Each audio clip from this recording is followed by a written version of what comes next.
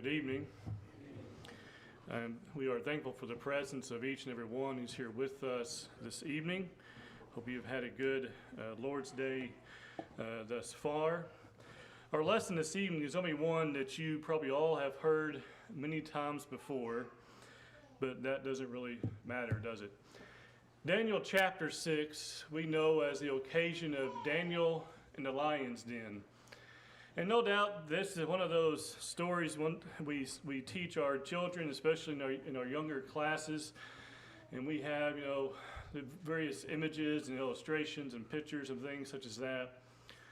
When you think about a lion's den, a place that is designed for a person to meet their doom, a place which we know, and this is not a spoiler alert, we all know this story very well, but it's a place where Daniel would find himself because of his refusal to disobey God and follow the newly made decree of a king. And you have there on the screen that image of a lion. One is enough to make you not want to be anywhere near it. I can't imagine a place where there are multiple animals such as this. But we think about Daniel chapter 6, and again, this is a story all have heard before. But we have to ask ourselves, when we think about Daniel, we think about the events that transpire in chapter 6, we have to ask ourselves, how would we respond? How would we react if we found ourselves in the same or very similar situation as Daniel? We know there are laws in our land today which we do not have to obey, but there are things which are legal for people to do, but are not legal for the Christian to do. That is, it would cause us to go against God. Daniel will be our example of faith for this evening as we begin looking at Daniel chapter 6. In Daniel chapter 6, we begin by looking at first the scene that is set in verses 1 through 9. We'll begin, and there won't be any verses on the screen this evening, so you'll have to work for it this evening. And just follow along in Daniel chapter 6. But in Daniel chapter 6, we know that we begin in verses 1 through 3, where Daniel is seen as being very successful. It's interesting that you find in the Bible, especially when you find people in the Old Testament and in the New as well, where when they have been faithful to God, that it's not uncommon for them to be very successful. Now, was that the case in every single situation? Well, no. But we think about the numerous occasions we find are people who put God first and how God took care of those individuals. That should remind us in Matthew chapter 6, where the Bible tells us to seek first the kingdom of God and his righteousness, and all these things shall be added to you. Daniel's another example of that. He put God first, and he was no doubt provided for by God. We look at Daniel chapter 6, looking first here at verses 1 and 2. We find he is appointed one of the three governors over the kingdom. We find there in verse 1 of Daniel chapter 6, and it pleased Darius to set over the kingdom 120 princes, which should be over the whole kingdom. And over these three presidents, of whom Daniel was first, that the princes might give accounts unto them, and the king should have no damage. This is quite a position to find yourself in. And Daniel is one of these individuals. We find in verse 3, notice this.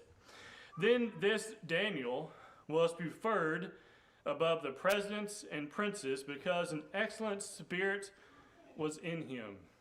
When I read how an excellent spirit within him, I don't believe that Daniel was one who was a slacker. I don't believe he was the one who had a poor work ethic, because I think that would go against him having an excellent spirit within him, wouldn't you think? I mean, you couldn't be someone who haphazardly approaches your job and does just the bare minimum and be one who might be put up for a promotion, right? But we find here in verse 3, the Bible says he was one who had an excellent spirit in him, and the king thought to set him over, now notice, the whole realm. The whole realm. Now you think about this for a second, and no doubt as we look at verse 4, and what we'll see, the answer to this question, do people ever get jealous or envious of those who are successful? Well, yeah. If you work in a corporate world, and I know plenty of people who have, and some still do, they'll talk about sometimes, I heard many people talk about how sometimes it's very ruthless. People don't behave sometimes very nicely, very kindly. They try to, in an effort to climb the ladder, so to speak, and can apply to various other types of jobs as well. Sometimes there's a lot of backstabbing, talking bad, and trying to gain advantage any way you possibly can. But you look at verse 3. I don't think that would apply to Daniel if he is referred to as one who had an excellent spirit in him. He gained this position, as we'll see in verse 3, because of who he was, and no doubt because of the things that he did. Even though, no doubt, God blessed him, if Daniel was not one who worked and labored as he should have, do you think God would have been pleased with him? No. God is never pleased with a lazy person, is he? He's never pleased with somebody who puts forth a half-hearted effort, right? And so we find here that he is one who not only has an excellent spirit within him, but he is doing such a great job. In verse 3, the Bible says the king thought to set him over the whole realm. Whom else in the Bible was promoted to a great position of power, who was over a great number of people? Joseph, right? And he was, you might say in many ways, the man. In fact, the Bible tells us, except for Pharaoh himself, Joseph was over everything. Everybody came to him first. And no doubt this position that they're talking about here in verse 3 would be something very similar as well. But notice, as we find next in verse 4, a very common thing that would happen, no doubt not only then, but today as well. We find that Daniel is envied by others in verses 4 and 5. The Bible says, "And the presidents and princes sought to find occasion against Daniel concerning the kingdom." What happened? They turned against him. They didn't want him to be promoted. Why? Because I think it's fair to say, at least part of it is, they wanted to be promoted. We find there in verse 4, notice this, notice this verse 5, they sought to find occasion against Daniel concerning the kingdom, which means they sought to find something against him in the way which he had done his job. But you continue reading verse 4, but they could find none occasion nor fault. They couldn't find anything he's been doing wrong. Isn't that interesting? Maybe that's part of the reason why the king sought to put him over the whole realm, right? We go back there, look again to verse 4. They could find none occasion nor fault, for as much as he was faithful, neither was there any error or fault found in him. This does not mean that he was a perfectly sinless man. But what he's talking about here is in the area of his work, they couldn't find any error that they might use against him. No error whatsoever. Now think about this for a second today. It fits that November is coming up. Can you imagine a politician, if there ever existed one, who would put their name forward and no fault in his work or the things he had done regarding his work could be found at all? Could you imagine that being the case? It'd be incredible, wouldn't it? Now today, that's not the case. We find in verse 4, however, that these individuals had turned against him. We look at verse 5. Then said these men, "We shall not find any occasion against this Daniel." Now notice, except we find it against him concerning the law of his God. Well, how do you find some fault against him regarding him and the law of his God?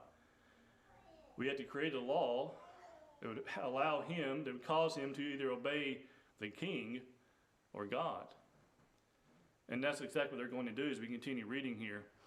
And so they decide that's the only way they can find any fault, or you might say not finding. What they're trying to do, they're trying to create a way in which to charge Daniel with wrong. There was nothing there, so what do you got to do? You got to make up some way to attack him.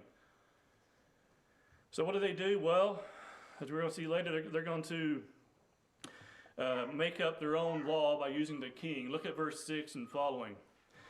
Then these presidents and princes assembled together to the king and said thus unto him, "King Darius, live forever." Before you ever ask someone who you're trying to abuse for something, flatter them first.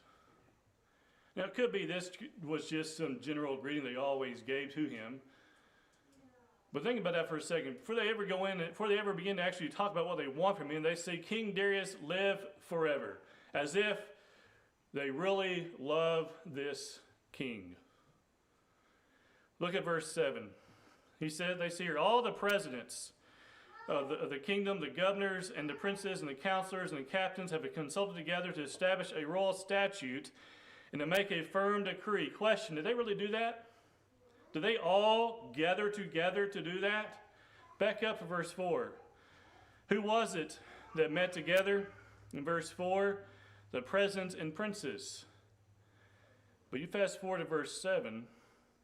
What did they say? All the presidents of the kingdom, the governors, the princes, the counselors, and all the captains.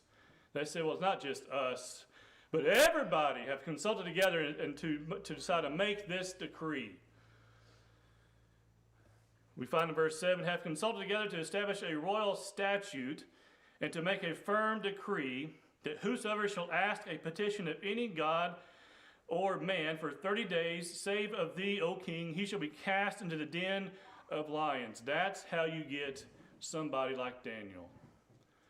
Now, it's not uncommon in the Bible for kings to view themselves as if they are a god. In fact, we get to the time period of the book of Revelation and things, in the time period of Rome, there were leaders who set themselves up as God, as a god, I should say. And they accepted worship in whatever form they decided to set forth, and they were the God of the people. And so, at least here in verse 7, they make this same decree that no one can petition anyone except, or any god, or any man, except for the king for 30 days. Now, it's interesting to me that they want to make the king feel like he's a god. It's also interesting to me that they want to make him feel that way only for 30 days. Maybe that's all they could tolerate of him feeling that way. I don't know. I think it's interesting to put a limit on it. Why would you put a limit on it? Because they really don't want that decree to last for a long period of time. I think because of their own personal feelings. But anyway, we continue reading there in verse 8. Well, first, latter part of verse 7. So that no one can petition anyone or any god for 30 days. And if they do, they'll be cast into the den of lions. Verse 8, that tells us, first of all, the den of lions was already in existence, wasn't it?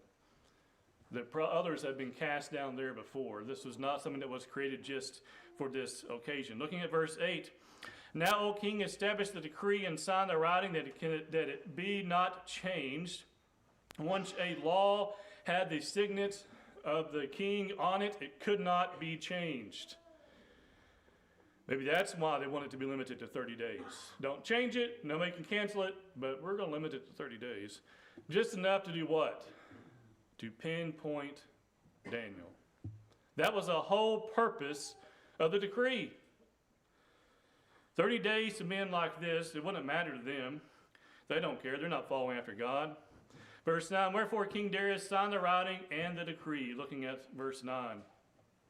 We continue reading here. We find that Daniel is taken in the trap by his enemies.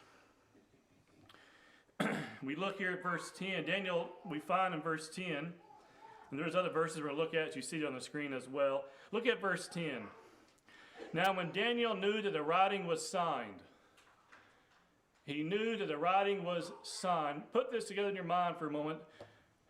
He is doing such a superior job. His king wants to make him ruler over all the land.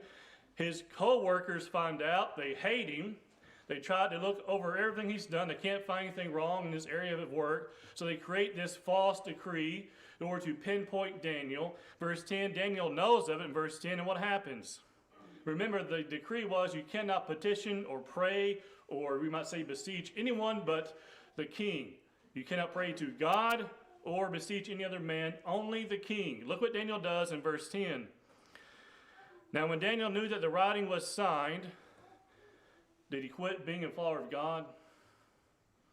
Did he stop praying? Did he go home and boo-hoo and say, woe is me, and stop following God? No, look what he says there in verse 10. He went into his house, and his windows being opened in his chamber toward Jerusalem, he kneeled upon his knees 3 times a day and prayed and gave thanks before his God, as he had done aforetime, which means he kept doing what he's always done. the law, the decree, didn't stop Daniel from following God. Now, no doubt there are times in our land, in our country, where certain laws take place and we think, this is a terrible thing that's being done. But by and large, when I look over the laws of our country, no doubt there are many things we do not agree with, but none of them prevent us from being a Christian. None of them prevent us from praying to God, from assembling together to worshiping God. And what we find here in verse 10 is that what Daniel is doing, the mere act, a single part of being a Christian is being attacked, and Daniel doesn't stop just because man said don't do it. You know, just because man tells us we cannot do things, or perhaps we should say just because man tells us we must do things doesn't mean we have to do it. Look again at verse 10. He kneeled down upon his knees 3 times a day and prayed and gave thanks before his God as he did aforetime. Nothing changed. Look at Psalm 55. Psalm 55, and looking at verse 17. We know that praying 3 times a day is seen numerous times throughout the Bible. Psalm 55:17 is one of them. Evening and morning and at noon will I pray and cry aloud, and he shall hear my voice. Psalm 55, verse 17. We also know that praying toward Jerusalem was common in 1 Kings chapter 8. In 1 Kings chapter 8, looking there in verse 27 and following. 1 Kings chapter 8, verse 27 and following. But will God indeed dwell on the earth? Behold, the heaven of heavens cannot contain thee. How much less the house that I have builded? Yet I have thou respect unto the prayer of thy servant, and to his supplication, O Lord my God, to hearken unto the cry, and the prayer which thou servant prayeth before thee today, that thine eyes may be open toward this house night and day, and even toward the place which thou hast said. My name shall be there, that thou mayest hearken unto the prayer which thy servant shall make toward this place. And hearken thou to the supplication of thy servant and of thy people Israel, when they shall pray toward this place, and hear thou in the heaven thy dwelling place, and when thou hearest, forgive. Praying towards Jerusalem. Praying on his knees, 1 Kings chapter 8, dropping down to verse 54, 1 Kings chapter 8. And looking at verse 54, and it was so that when Solomon had made an end of praying all this prayer and supplication unto the Lord, he arose from before the altar of the Lord, from kneeling on his knees with his hands spread up to heaven. This was a position of prayer before God. Was this a requirement? No, but it shows it was not uncommon. It was not uncommon. Praying with thankfulness to God while in times of trouble. Philippians chapter 4. Was Daniel in times of trouble? Most definitely. Philippians 4, looking at verse 6. Be careful for nothing, but in everything by prayer and supplication with thanksgiving, let your requests be made known unto God. And that's exactly what Daniel seems to be doing in Daniel chapter 6. He was praying to God. He did not stop doing the most basic, fundamental acts of being a follower of God, and that includes prayer. We see next that Daniel is caught by his enemies. As we go back to Daniel chapter 6. Daniel chapter 6, looking there at verses 11 through 15. Then these men assembled and found Daniel praying and making supplication before his God, and found him directly disobeying their decree. Let's be clear, Daniel did not care. You don't hear a decree and then go home and start praying if you're afraid of the decree. You don't. What do? You keep your windows shut if you want to try to hide it in some way. You change maybe when you pray or how you, whatever it may be. Change maybe what times of day you pray, whatever it was. He did none of that. He went home and he opened up the windows and he prayed just like any other day. He did not stop. Again, verse 11, Then these men assembled and found Daniel praying, making supplication before his God.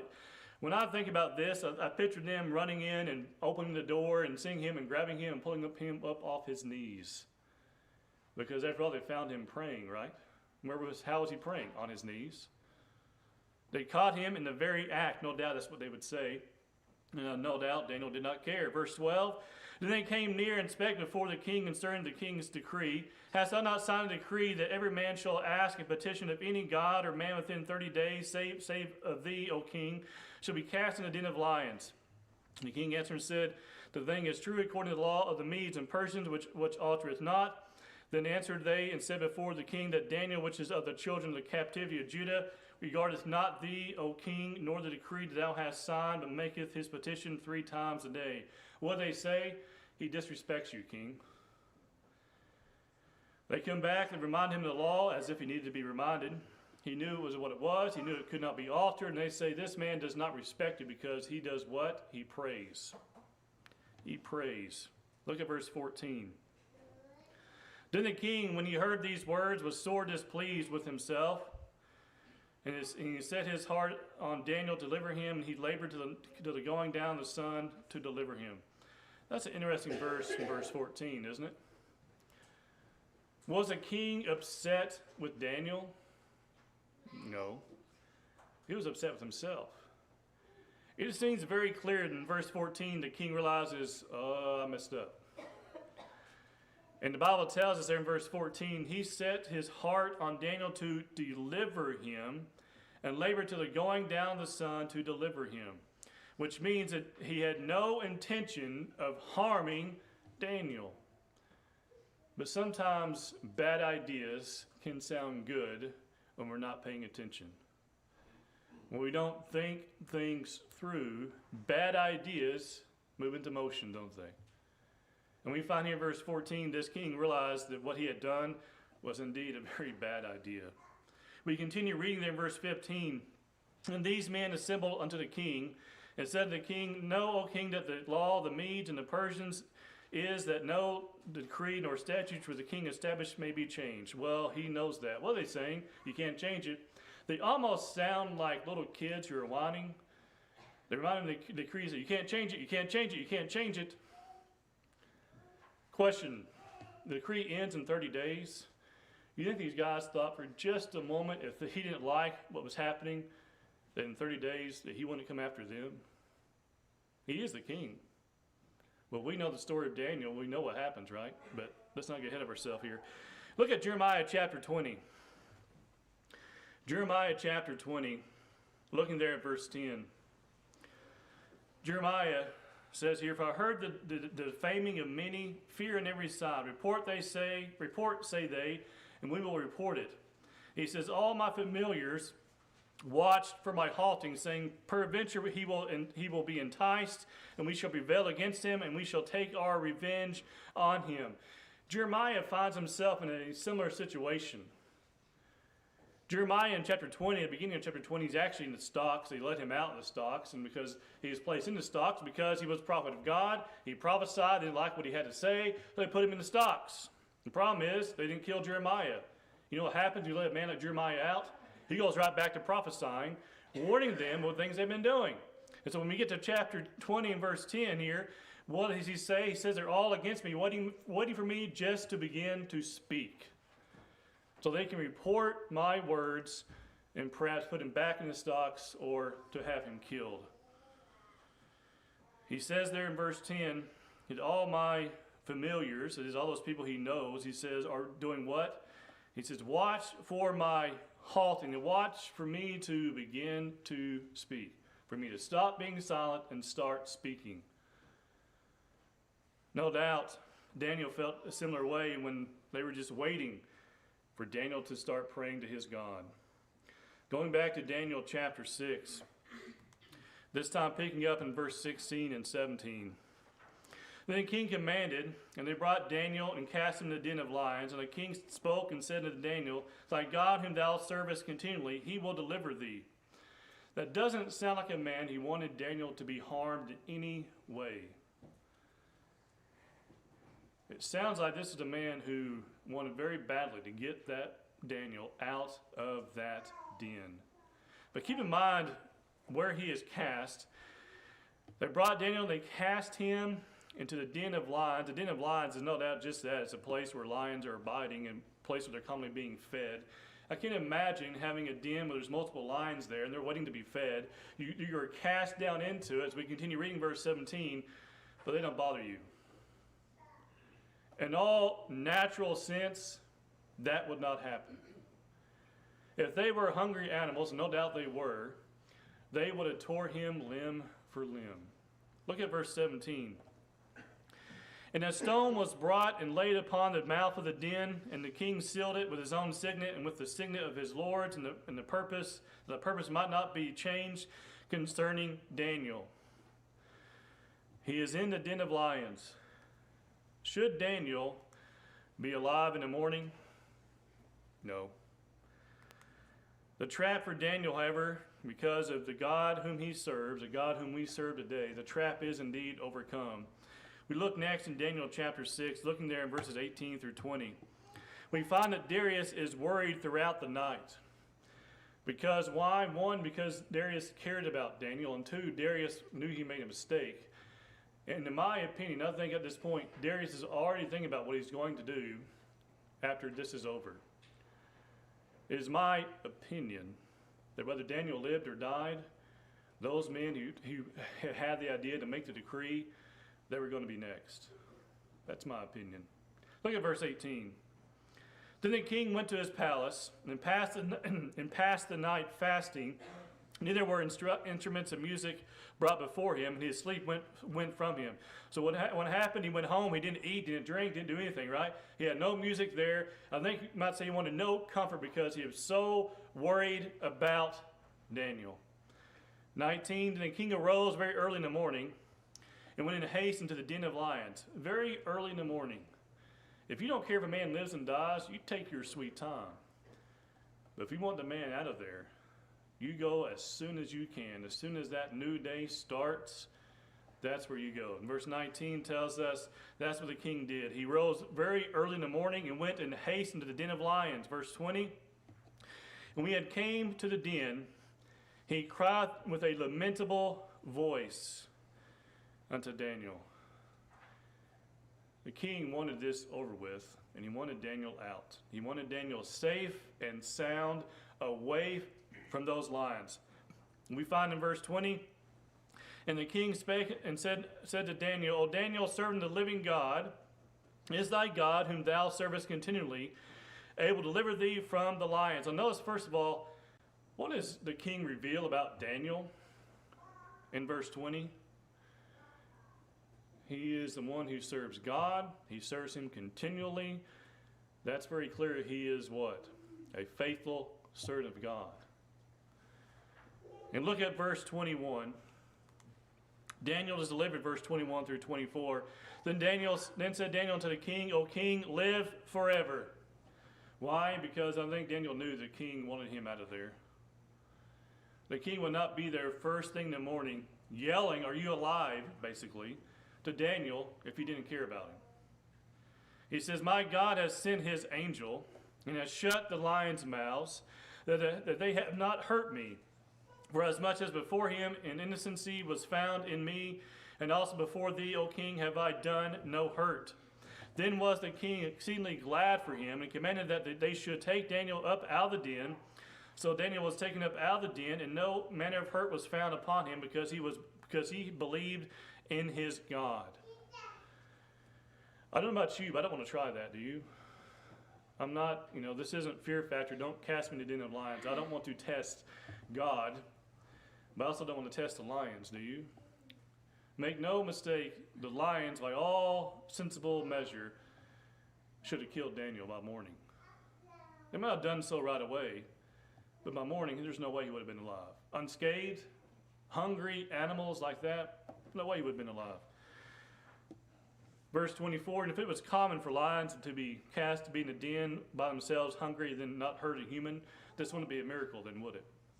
It's a miracle because it's not common. Verse 24, and the king commanded, and they brought those men which had accused Daniel, and they cast into the den of lions, them, their children, and their wives. Now, in verse 24, it's interesting that the king first delivers Daniel, but then right afterwards, what does he go after? Those real smart fellows. He said, let's make a decree. Because why? I think it's pretty clear that the king knew that these individuals had to end for Daniel because he was the one who had, after all, they couldn't find any fault in any of his work. And so what they had to do, they had to actually make up a law in an attempt just to have him killed. And what happened? It didn't work, did it? But they didn't know that. Not until verse 24, when the king commanded, and they brought those men which had accused Daniel, and they cast them to the den of lions, and their children, and their wives, and the lions had the mastery of them, and brake all their bones in pieces, and ever they came at the bottom of the den. Some translations put it, before they made it to the bottom of the den, they had been killed and broken in pieces. That tells you that Daniel should not have made it out alive. If Daniel can come out one minute and they maul and destroy those who come down the next, he never should have come out alive.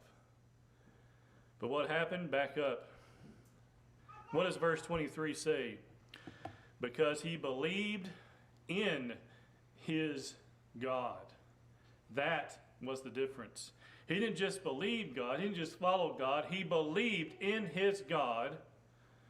And I think no doubt Daniel knew there was a possibility he may not make it out. But he still believed in his God. Believed in God. God is exalted as we continue reading verse 25 through 27. Then King Darius wrote unto all the people, nations, and languages that dwelt in all the earth, peace be multiplied unto you. He says, I make a decree. Notice the new decree that is made. It's quite a bit different. That in every dominion of my kingdom, men tremble and fear before the God of Daniel. For he is the living God, and steadfast forever. And his kingdom that which shall not be destroyed, and his dominion shall be even unto the end. Verse 26. He delivereth and rescueth and worketh signs and wonders in heaven and in earth. Who hath delivered Daniel from the power of the lions. Now that's how you make a decree, isn't it? Make one that is life-changing, one that is going to be for the best of everyone, to follow after the God that is Daniel's, the God of the Bible. Now we know, if we look at Daniel chapter 4, verse 34 and 35, we know about Nebuchadnezzar as well, don't we? How he made a similar statement in verse 34 and 35. The Bible says, at the end of the days, I, Nebuchadnezzar, lifted up mine eyes into heaven, and my understanding returned to me, and I blessed the Most High. And I praised and honored him that liveth forever, whose dominion is an everlasting dominion. His kingdom is from generation to generation. Verse 35, and all the inhabitants of the earth are reputed as nothing. He doeth it according to his will in the army of heaven and among the inhabitants of the earth, and none can stay his hand or say to him, what doest thou? He says God is all-powerful, almighty. He does things according to his will. No man can stop him.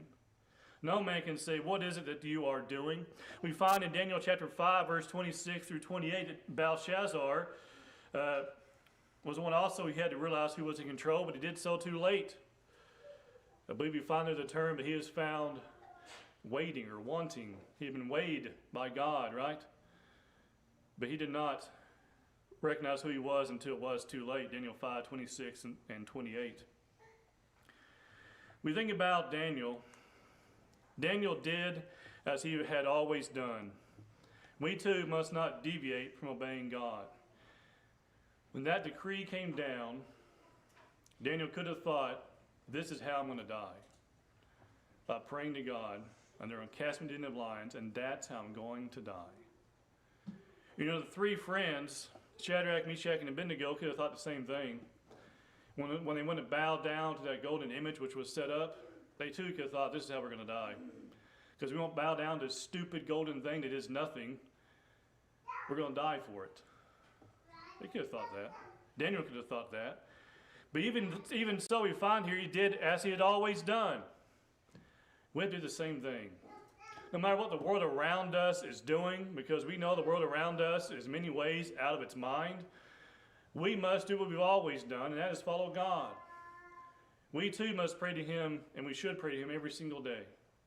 We too must worship him as we ought to, as we find in the New Testament. We too must put him first every single day. If Daniel can do it, knowing the den of lions was waiting for him, we can do it too. Think about this for a moment. Daniel, he prayed to God, trusted in God, and was delivered by God. What's the common denominator there? God. God was the common denominator. He was the one who heard Daniel. He was the one who saw Daniel trust in him, and he was the one who delivered Daniel. We too can do the same thing. We can pray to God every single day. We can trust in God every single day. And we can know when hard times come, that same God, the only one there is, can also deliver us as well.